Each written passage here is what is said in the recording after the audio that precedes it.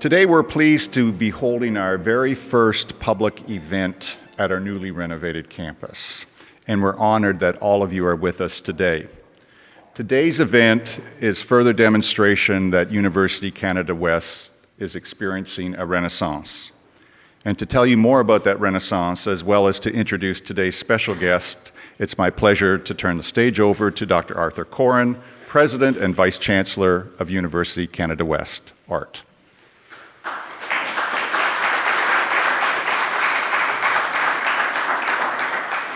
Good morning, everyone, and welcome to University Canada West. It is our absolute pleasure to welcome you here this morning. I'd like to start by welcoming our special guest, Professor the Right Honorable Blunkett, and his lovely wife, Margaret. We have many special community and business guests here today, members of our Board of Governors and Advisory Boards, and our alumni and current students. So thank you all very much for coming today. Later this year, University Canada West will celebrate its 12th anniversary. But it's really been in the past 18 months since we joined the Global University Systems Network that UCW has experienced what Brad termed as a true renaissance. We've managed to attract many outstanding faculty and staff. Our student enrollments are growing. We have received an unconditional 5-year renewal from the ministry for all programs in the university. And this very historic facility is in the midst of a complete and comprehensive refurbishment. There have been many dramatic improvements, and as part of this new UCW, if you will, we are very pleased to present this morning's talk, one of many that we plan to have here at the university. It was almost 32 years ago today, it was June 10th, 1982, that the English rock band, punk rockers, The Clash, introduced the song, "Should I Stay or Should I Go?" It had absolutely nothing to do with Britain joining the EU 10 years prior. But this month, it would sure be nice to collect the royalties on that song, as it's probably a bit of an unofficial anthem, as the British government is in the midst of asking its people, and I won't sing this line, but you can all do it in your heads, well, come on now and let me know, should I stay or should I go? And in fact, the outcome of the European argument over whether Brexit, a move that would potentially see Britain leave the European Union, should be allowed, is going to be decided just 8 days from today on June 23rd. That's when British Prime Minister David Cameron's government will hold a referendum in which all eligible voters in the United Kingdom will be invited to vote yes or no to Brexit. And so, this morning, it gives me great pleasure to introduce to you Professor the Right Honorable Lord David Blunkett, who is here to crystallize for us the pros and cons, not just for Europe, but for North America and ultimately the world. David has a very storied background and career. Unrestrained by his blindness since birth, he has represented the people of Sheffield Brightside for 28 years as a British Member of Parliament. He also held several cabinet posts in former British Prime Minister Tony Blair's government. These included Secretary of State for Education and Employment, Secretary of State for Work and Pensions, and during the 9/11 attack on the United States, he happened to be British Home Secretary, where he concentrated on fighting terrorism, tackling crime, and antisocial behavior, as well as managing immigration and asylum. It was a pretty busy portfolio. Lord David Blunkett was recently appointed as chair of the University of Law in Britain. He is also a professor of politics and practice and the chair of the board of the Crick Centre at the University of Sheffield in South Yorkshire.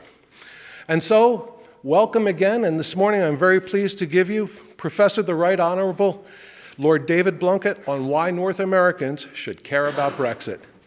Lord Blunkett.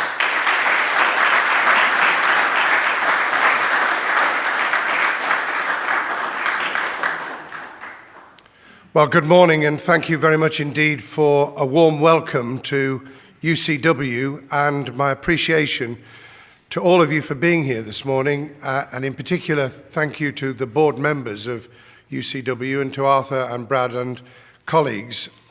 thank you for the hospitality that has been shown to me once again here in Vancouver.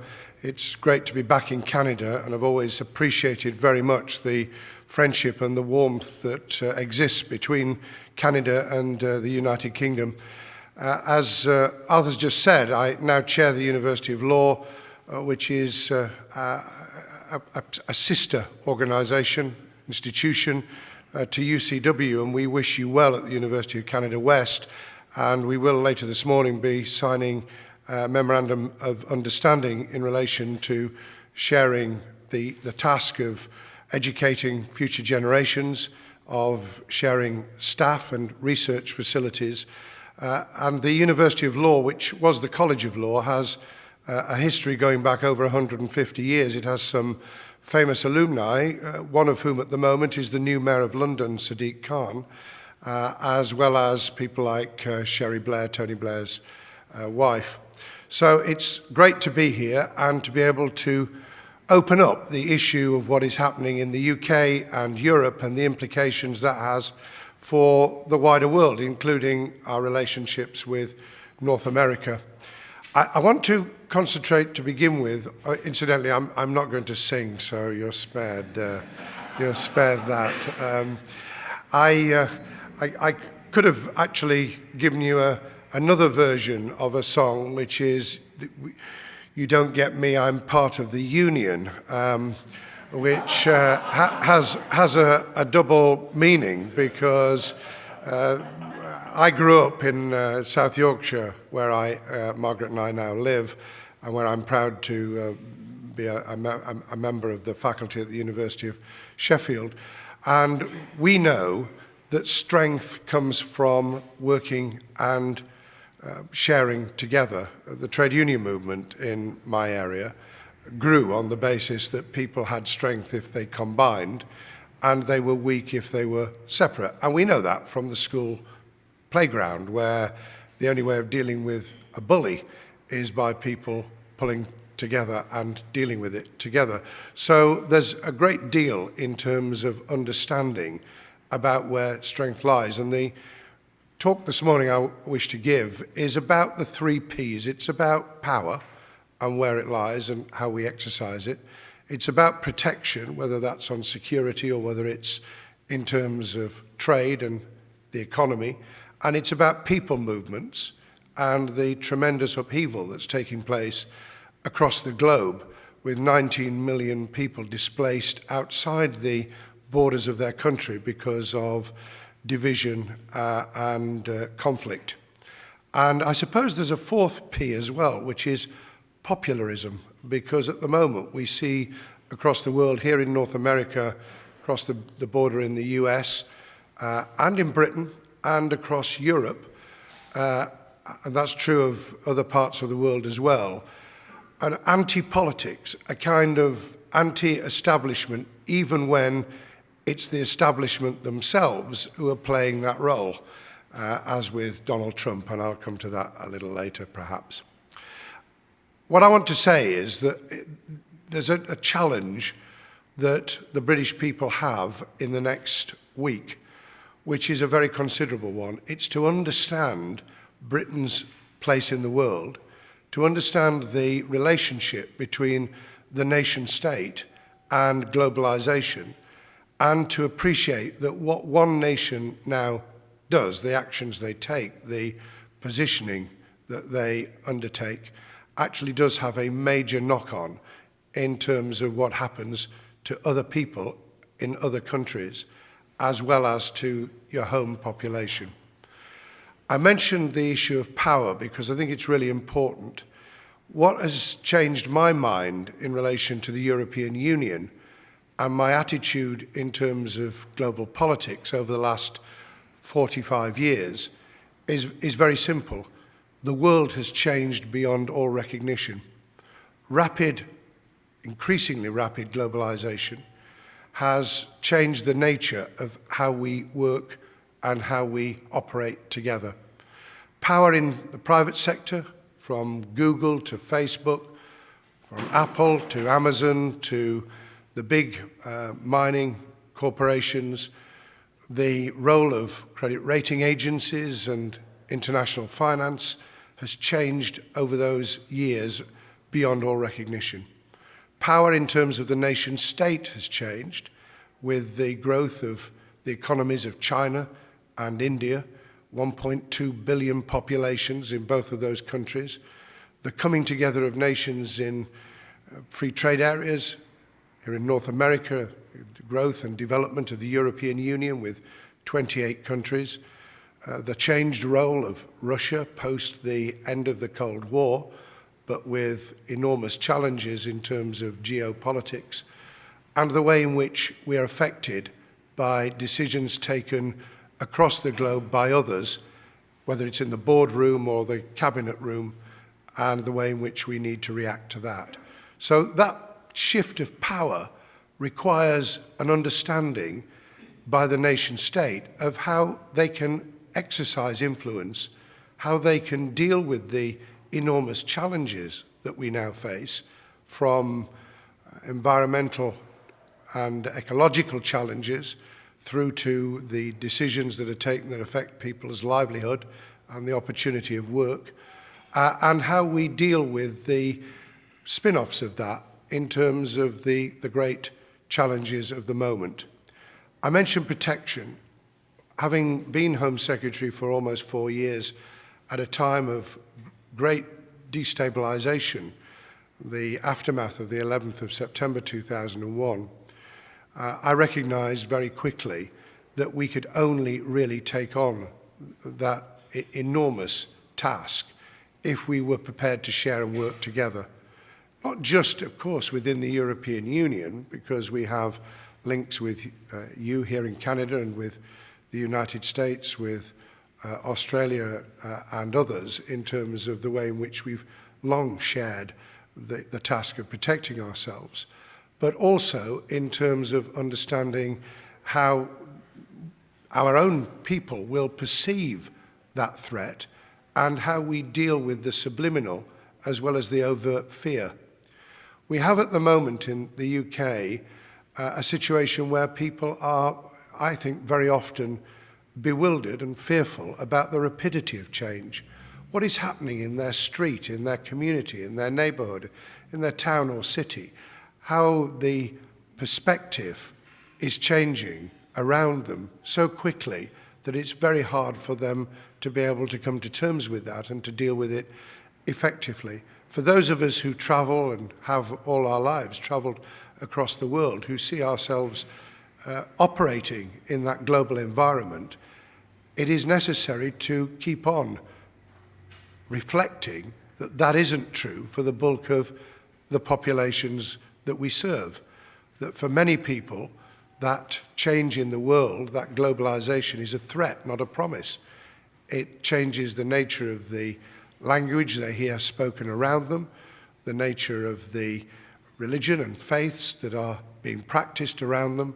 It changes the nature of how they see themselves and whether they are, if you like, feeling the uncertainty and instability that then leads to them being worried and frightened of that change.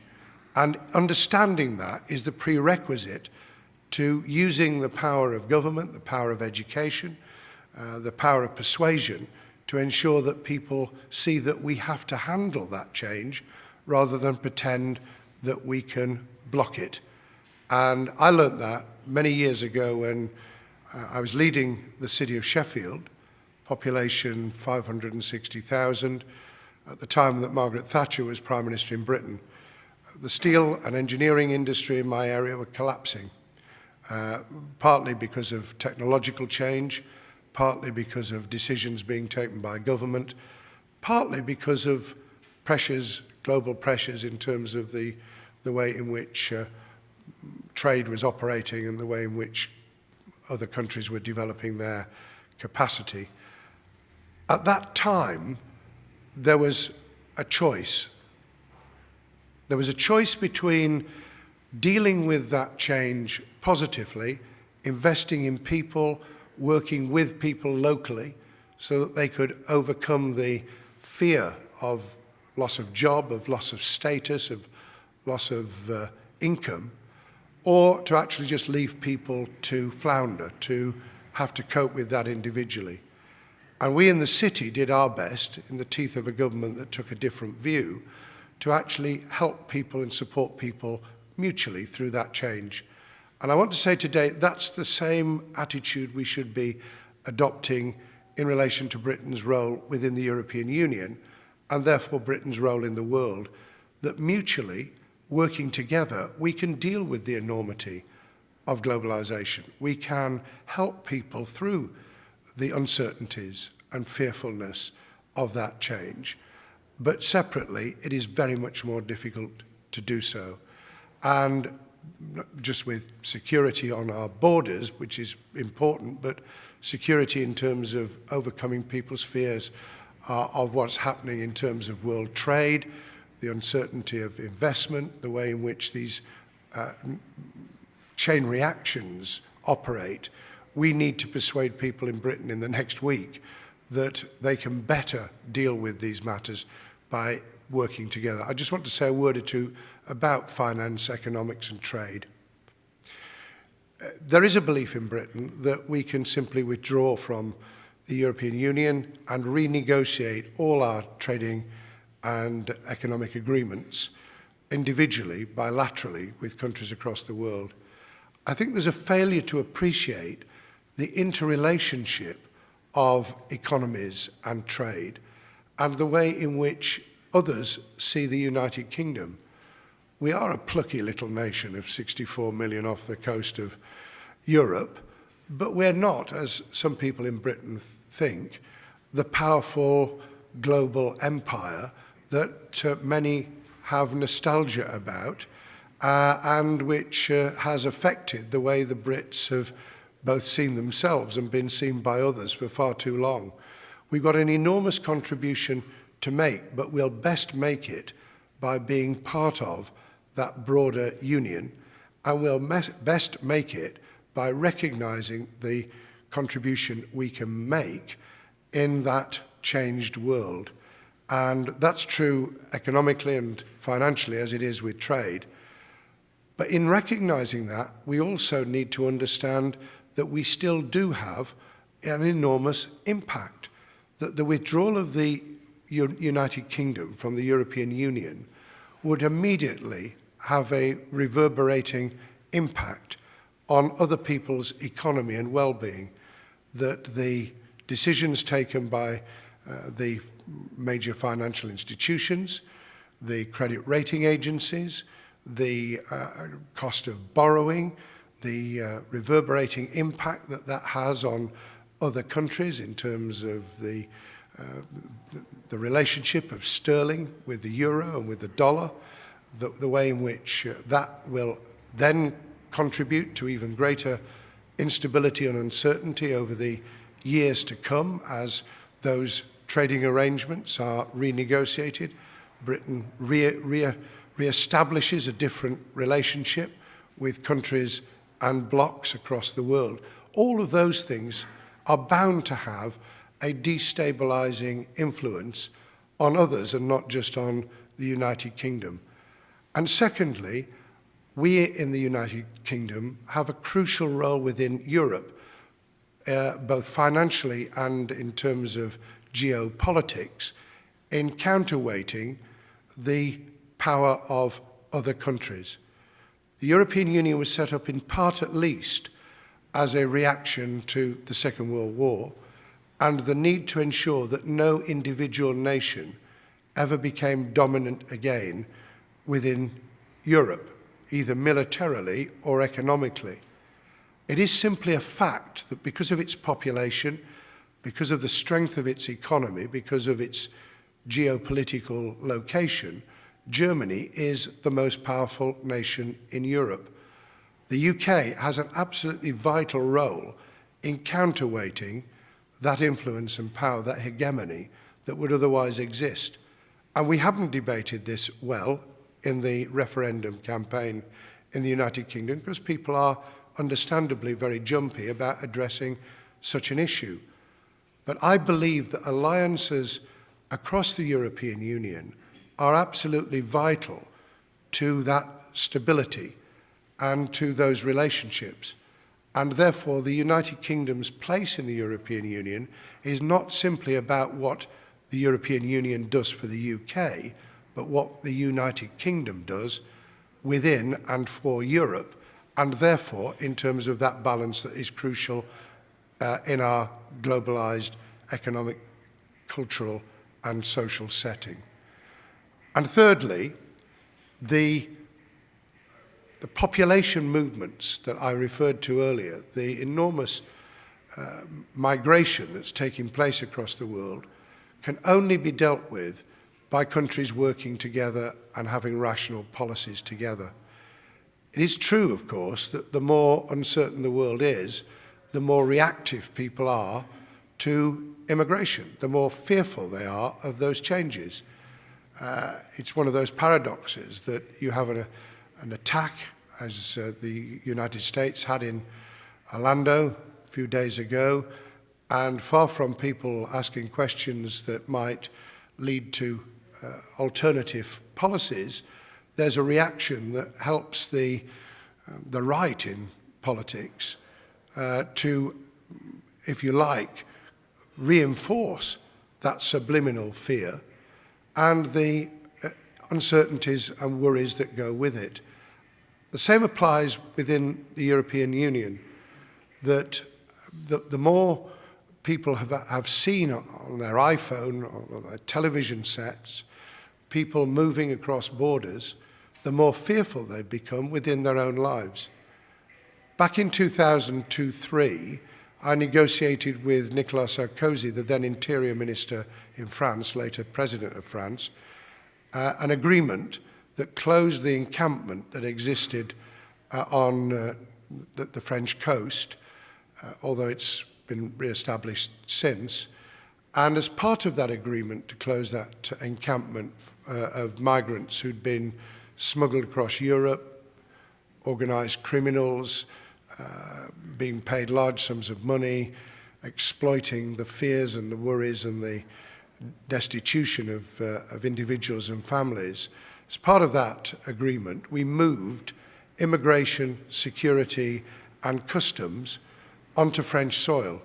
We have a zone which is policed by the security, intelligence, and customs officials from the United Kingdom, and that is then supplemented, of course, by the French themselves on French soil. And we have what's called juxtaposed controls, dual controls, for the Eurostar rail system from Paris and Brussels through to London and vice versa. And those controls have provided a reinforcement of the UK's borders, having moved those borders so that no one can legally reach UK soil without going through those processes by land, in a way that has actually secured the UK uniquely in terms of the European Union.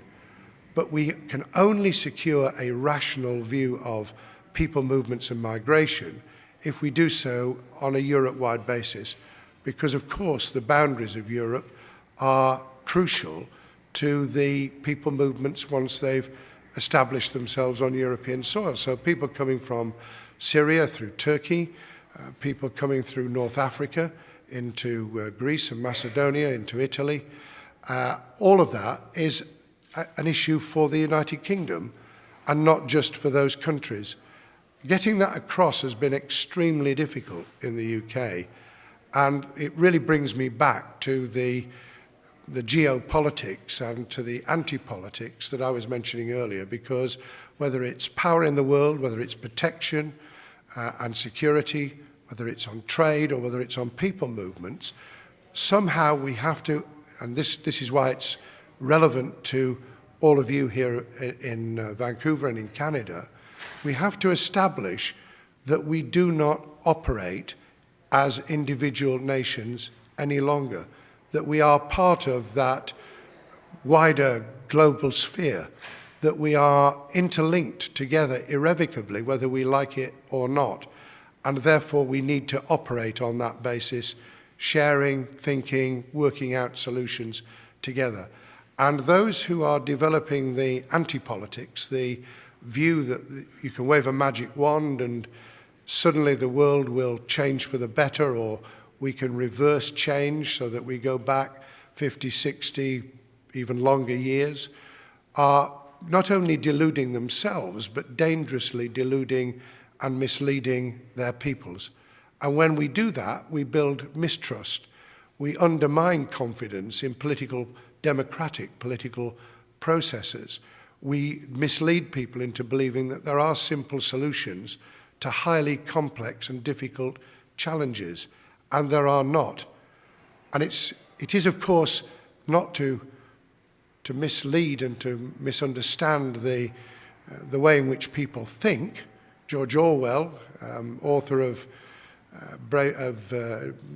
Animal Farm in 1984, once wisely said in attacking communists that the problem with those who were of a Marxist disposition was that they didn't understand what was going on in other people's heads. I think that's a really profound thought for all of us in terms of understanding how people are thinking and feeling. But we have an obligation then to debate, to argue, to persuade, to educate, and not simply to exploit what is going on in other people's heads.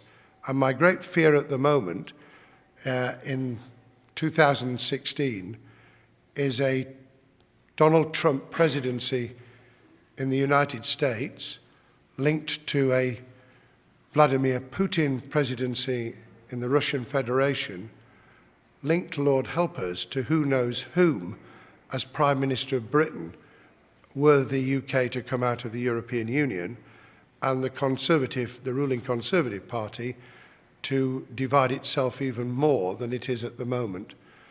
And the reason that matters to you is because of all the things I've said this morning in relation to the knock-on impact that that would have across the globe, never mind the friendship, the coming together, the sharing of our history between the UK and Canada. To coin a phrase from the Chancellor of the Exchequer in Britain, George Osborne, we're all in this together. We didn't actually believe that he was all in this together, by the way, when he was implementing austerity measures, which he went through many years ago. But in this global world and in this confused and difficult and challenging situation, we are literally all in this together. And it's why it's crucial that on the 23rd of June, the people of the United Kingdom vote to stay within the European Union, to play a positive part within that union and globally, and to re-establish Britain as a force for good and a force for positive change, working with our friends and your friends across the world. Thank you very much indeed for inviting me.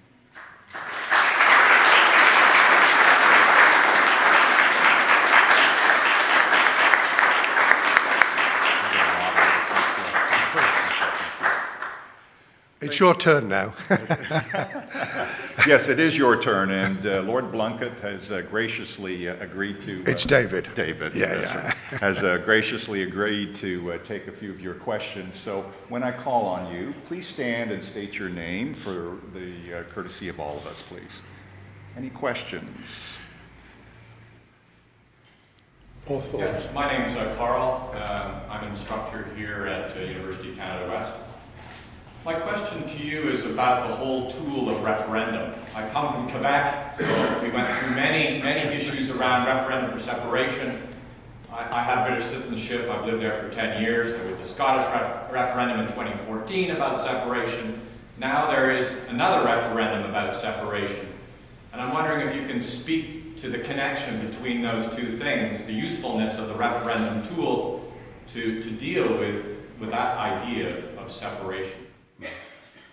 I've been quite uncomfortable with the mechanism of referenda all my life, not because I don't understand that where there are very big constitutional issues, you should test and consult the views of your population, but because it is a crude mechanism. And as you've seen with Quebec, you can split your population down the middle, as we saw in the Scottish referendum back in 2014, and we see again now. I'm hoping that the positive result for staying in Europe will be slightly bigger than the last Quebec. I think it was it 1%? 51%. 51 to 49, yeah. With the way the opinion polls are going in Britain at the moment, I fear that we may get quite close to that result as well. In other words, it's dividing rather than uniting. It's splitting people on complex issues, but with a simple question. Effectively, yes or no, stay in, come out. And I think that's why quite a number of people in the UK who have been interviewed by polling agencies and by in-depth consultation have actually said they themselves are confused and bewildered, and they see that it's a complex matter, but they're being asked a simple question. So I think we have to think through how we do this. And part of the difficulty is that we have these great yes or no answers on television quiz questions now, don't we? And people pressing a button and believing that they've made a tremendous decision in terms of who's won the contest. And there's a great danger that we see referenda in that guise of a popular way of dealing with a very difficult and challenging issue. So I'm glad you've raised it, because I didn't want to get into the challenges you had with the referendum in Quebec, but I think it's mindful for all of us to see it that way. There was one positive outcome from the Scottish referendum, and that was genuine engagement by younger people in the political landscape. And I was obviously very strongly in favour of Scotland staying within the United Kingdom, but I did feel that the generation that had been motivated and engaged with politics was something to be celebrated. Our fear at the moment on the 23rd of June is that people of my age and older will vote in very large numbers. All the opinion polling shows that something around 80% of the over 65s will vote, whereas it looks as though under 40% of the under 30s will vote. That's very bad news indeed, both in terms of political engagement, but also the likely outcome and the fact that it is their future that we're actually debating. Patrick. Hi, my name is Patrick. I work in the Registrar's office here. So I just have one question. In event of Brexit, if the Scottish National Party decide to hold a second referendum that is successful, what do you think the effect that could be on Northern Ireland, given the quite strong relationship between Northern Ireland and the Scottish people? Well, there's been quite a controversy, as you would appreciate, about whether Scotland, the Scottish National Party, who are the lead in the Scottish Parliament, would attempt to have a second referendum of their own. And the UK-wide government have been saying they wouldn't countenance it. Very difficult to stop Scotland pressing for a second referendum if the UK came out of the European Union, given the stance that the Scottish National Party, in fact all the main parties in Scotland have taken in relation to Scotland's place in the European Union. As far as Northern Ireland's concerned, there's been some very interesting debate. The two former Prime Ministers, Tony Blair and John Major, have sought to raise this issue of the relationship of Northern Ireland with Scotland, Northern Ireland with England and the historic union, and of course Northern Ireland and its relationship within Ireland to the Republic of Ireland, who would remain part of the European Union, and we would have a land border between a non-European Union nation, i.e. Northern Ireland as part of the UK, and the Republic of Ireland. Really confused situation, both in terms of people movements as well as trade and economics.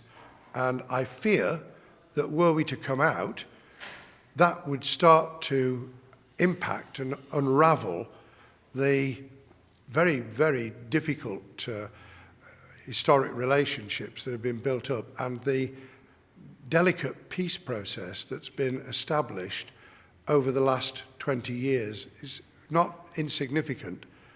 As John Major himself used to say all the time, he used that phrase, he used to double negatives all the time, that he, John Major, Sir John Major and Tony Blair have debated this and come out together because both of them were responsible in their own ways for the peace process and for bringing about stability in Northern Ireland and a new and more positive relationship with the UK as a whole, as well as with the rest of Ireland. So it's a very, very important question you've raised, and I fear greatly that a negative vote on the 23rd of June would see us unravelling those very delicate relationships. Dan Brown, Board of Governors. David, I take from your talk a very important message that I haven't heard emphasized greatly in all the chatter surrounding the referendum, and that is the need for cooperation in tackling very large and global problems, to do so together, as you pointed out, rather than attempting to work piecemeal as individual nation states. As a Canadian, I'm taken by your arguments such that there is a necessity to give up an element of national sovereignty in order to achieve the cooperation you would like to see. And I would suggest that the implication for us as Canadians is that we should join the United States. We have an integrated economy. We have... And if you think I'm going to get into that, Dan... Well, if we could expedite that suggestion, we could even vote in the next election in the United States for either Donald Trump or Hillary Clinton. I'd like to say that Canada would have a very, very positive process to play if Canadians had the vote in November. But I'm not going to get into that. Just to say, to pick up the generality of your question about sovereignty, people are debating in the UK as though we haven't already given up sovereignty as an individual nation by being part of the global process that I was describing. The notion that any nation state is in charge wholly of what is happening economically, socially, culturally is a complete misnomer. The power of the large corporations that I was describing has changed that relationship over the years anyway, irrespective of the growth of nation states like China and India or block trading blocks. And we have to come to terms with that. In fact, someone was describing the way in which Google or Facebook operate as being a little bit like the Roman Empire, where, particularly because we've been debating how much tax some of these global giants actually pay to nation states for the privilege of operating with their consumers, that it's a bit like tribute, like the Romans said, you can happily run yourself, but you'll pay tribute to us. And I think if we saw that much more in that context, we'd recognize that we have already established a world where individual nation states have ceded some of their sovereignty, in quotes, already. And debating it rationally and knowing what you're prepared to give up and what you get back in the process is part of that political education and that political debate, which we're only at the edge of. And I have to say I'm really disappointed that in the 3 months since the debate over the future of the UK and Europe has been really predominant in the UK, we haven't used that as an opportunity for greater political education in its widest sense, of people understanding how the world's changed and what their role in it is in it. Bob Gill, I'm on the NBA Advisory Committee. One of the things that I see when you talk about globalization and the anti-globalization movement is xenophobic attitudes and advertised or encouraged fears of other countries and radicalized terrorism. And how do you address that? It happens in Russia, the United States, and I read a lot about it on the people that want to leave the European Union and Britain about xenophobic, almost irrational writings. Well, it's occurring right across the world, isn't it? In other parts of the European Union, that xenophobic right, in political terms, substantially predominant and confident. There's nothing new about this.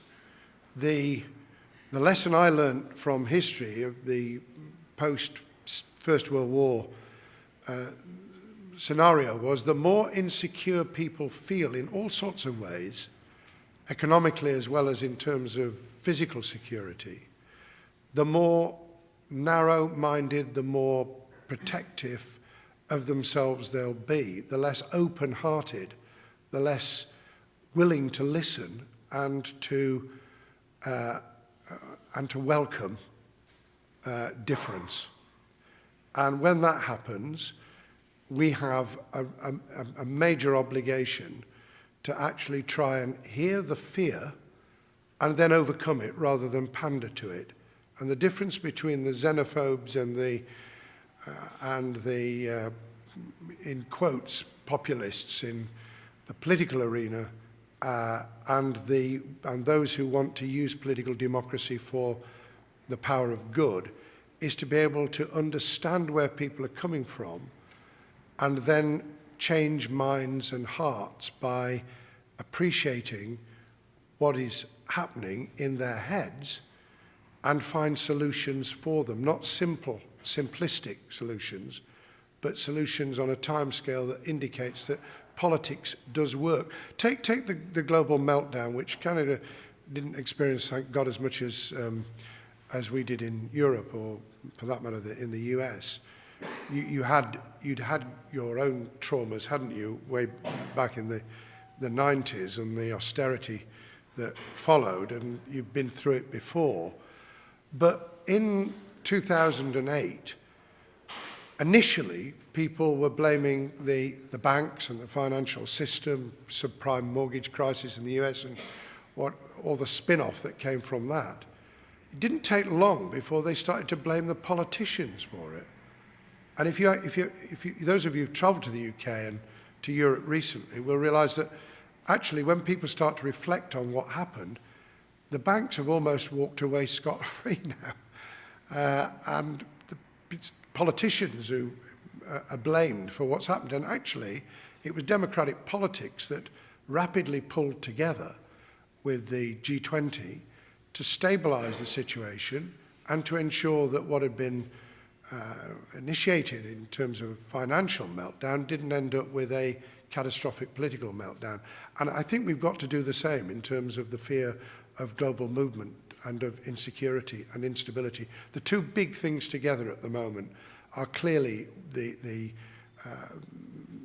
knock-on impact of ISIL and what's happening in Syria and how that impacts on people's perceptions and feelings, and the people movements, which are, of course, associated with it as well. 4.5 million people from Syria in neighbouring countries, and get the message across that we can only handle this rationally and sensibly if we do it together. That is quite a hard message, because it's a message of gradualism, of facing difficulties rather than pretending they don't exist, of understanding that you can't build a wall between Mexico and the United States and solve your problem.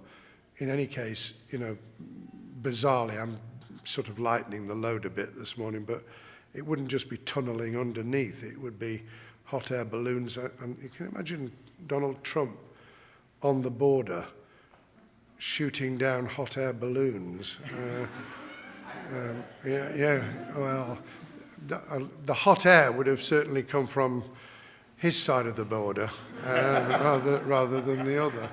It is bizarre, but it's a reaction, and it's a reaction that has a resonance with people who resent what's happening to them and believe that other people don't understand how they feel. My name is Catherine Vertesi. I'm also on the Board of Governors.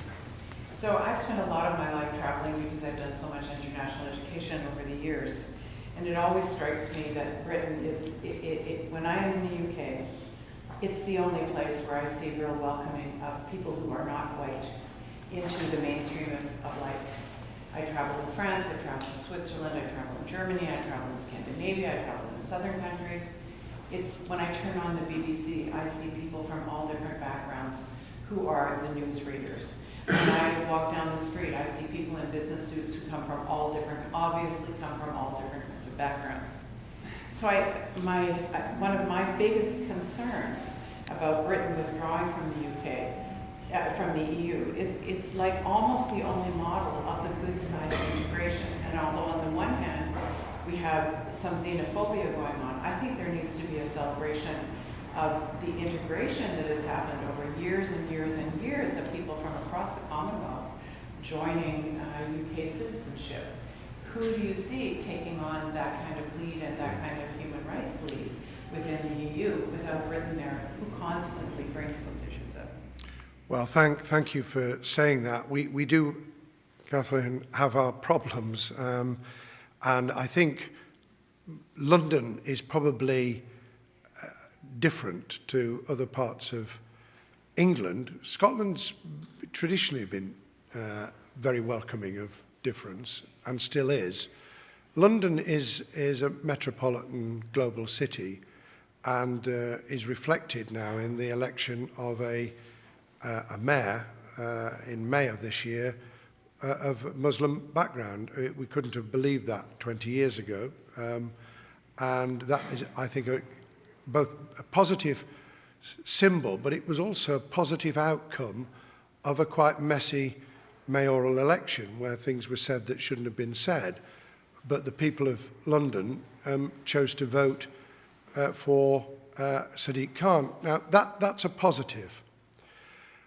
What's strange is that the previous mayor of London, Boris Johnson, who I mean, people think of him as a kind of character, which is fine if you just want to play the buffoon, but it isn't if you're wanting to be the Prime Minister of the United Kingdom, and changed his mind from seeing London as a welcoming, multi-ethnic, diverse community and rejoicing in it, to someone who's now saying that we need to close the borders and that the UK would be better out and that this is not a good thing after all.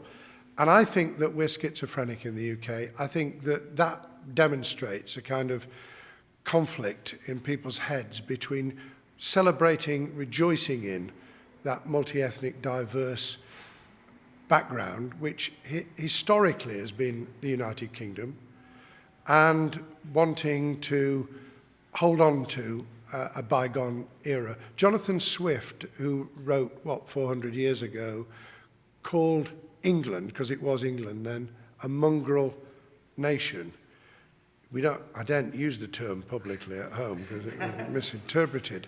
But you get what he meant, that we were the strength of what we were, and this is true of Canada today, is the welcome, the coming together, the mixing together of people of all kinds of backgrounds and pulling that together into an entity. And the answer to the question, I think, is which nation across the world can retain a sense of identity and reinforce a sense of belonging whilst ensuring that that mix continues to happen, that we are stirring together into a cake that is so much better than the individual ingredients could be. And I hope we'll be able to hang on to some of that in the UK And I hope that you're doing, and I believe you are, endeavouring to do that here in Canada. Incidentally, it does take positive measures like preparing communities for change, investing in those communities that are experiencing the greatest rapidity of change, helping people in terms of language skills, using the education process positively. You can't just let it happen. You need to put in those ingredients as well to make it work. So I hope that helps, Catherine. But I'm very proud of the history of the UK with all its ups and downs and difficulties in the 1950s and 60s where we went through our own traumas on these issues. And I hope from the 23rd of June, we'll be able to reinforce that once again and continue to set an example. I'm going to call Dr. Corn back to the stage to provide some concluding remarks for this part of the program, after which we'll have a brief signing ceremony.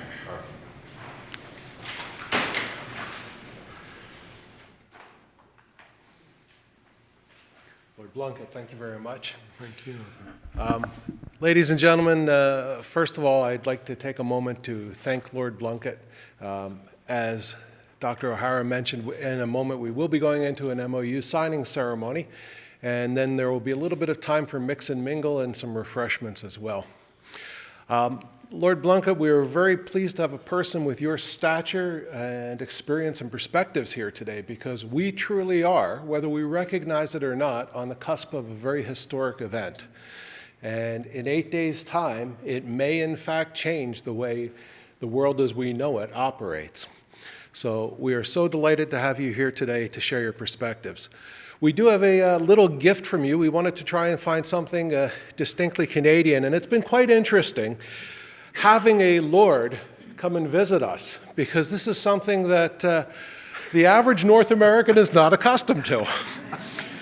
And we had to figure out the right order of the words and where the went, and is it right honorable, is it honorable, and we even got emails on that.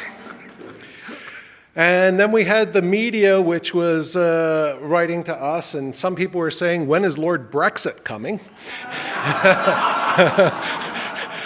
And We've got one or two of those, by the way. And hearing your comments on the multinational corporations, I do not want you to think that it was a conspiracy, but Microsoft Word had its own way of spelling your name, correcting the spelling, which has nothing to do with the gift that you're receiving. So, Brad, if I could, please. We have a lovely bag here. It doesn't look too presentation-y. It just says Hudson's Bay on the front. Everything I gather says Hudson Bay. That was the first multinational. And when you and Margaret get back and open it, you will find a bottle of Canadian maple syrup from Quebec. And How could I ever have left Canada without maple syrup? Well, the flask is reusable. And as well, a Hudson's Bay throw blanket for you, which we have come to learn has historically been made in England. And that's Canadian. And I've come to learn that you do need it, even in Vancouver. in June. Thank you very much. Thank you very much indeed.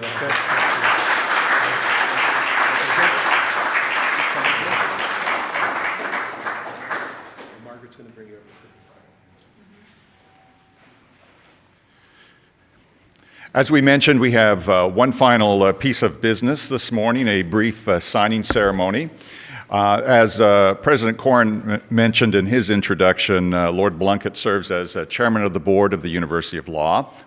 And in addition to being the UK's longest established specialist provider of legal education, the University of Law also serves as home to the De Brock School of Business.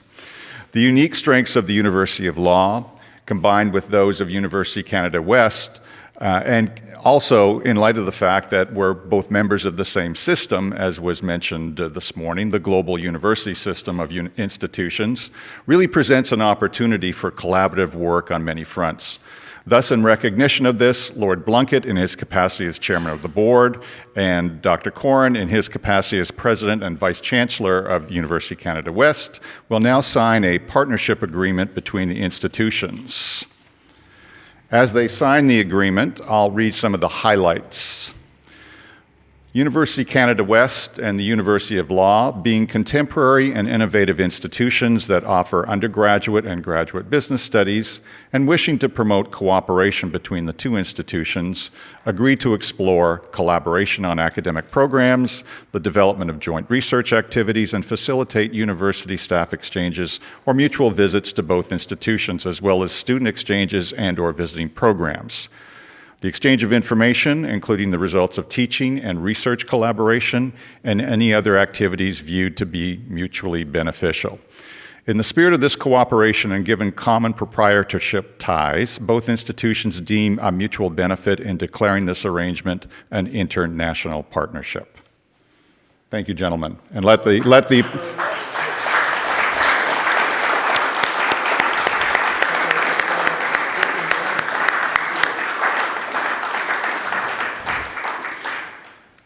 So that concludes this morning's affair. Please feel free to mix and mingle, as Art mentioned, and on behalf of all of us here at University Canada West, thank you for attending and have a good day. Thank you.